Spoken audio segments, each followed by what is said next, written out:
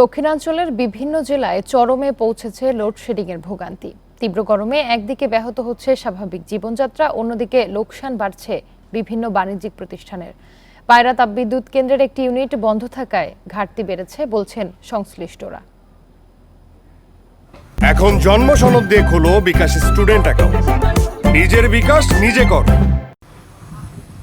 ঝালকাঠিতে প্রায় এক সপ্তাহ ধরে বেড়েছে লোডশেডিং। জেলাসহ রাজাপুর, কাঠালিয়া ও নলছিটিতে দিনে 7 থেকে 8 ঘন্টার বেশি বিদ্যুৎ থাকছে না।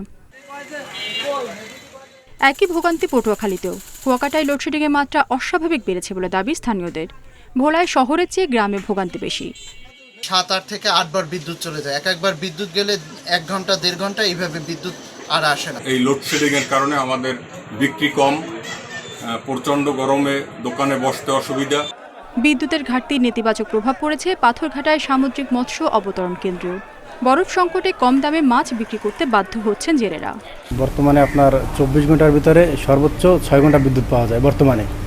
তা আমাদের সলিড বরফ বানাইতে, 1 বরফ বানাইতে সর্বনিম্ন 18 ঘন্টা বিদ্যুৎ লাগে। আমাকে একটা মোটরের দাম 3-4 লাখ টাকা মোটর।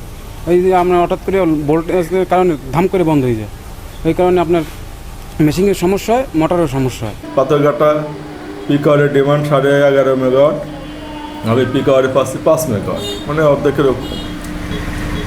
এটা সমাধান, প্রাথমিক সমাধান হচ্ছে এই ইউনিটগুলো যদি চালু হয়ে যায় তাহলে পূর্বের অবস্থা ফিরে আসবে। নিয়মিত রক্ষণাবেক্ষণের জন্য পায়রা তাপবিদ্যুৎ কেন্দ্রের একটি ইউনিট বন্ধ থাকায় বেড়েছে বিদ্যুৎ ঘাটতি। তবে সপ্তাহখানেকের মধ্যেই ইউনিটটি চালু করে পরিস্থিতি স্বাভাবিক করার আশা সংশ্লিষ্টদের।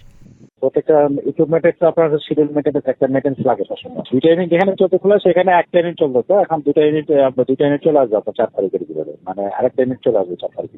লোডশেডিং পরিস্থিতি দ্রুত উন্নয়ন না হলে ভোগান্তি ও অর্থনৈতিক ক্ষতি বাড়ার শঙ্কা ভুক্তভোগীদের। রেশমি নন্দী, ইন্ডিপেন্ডেন্ট নিউজ।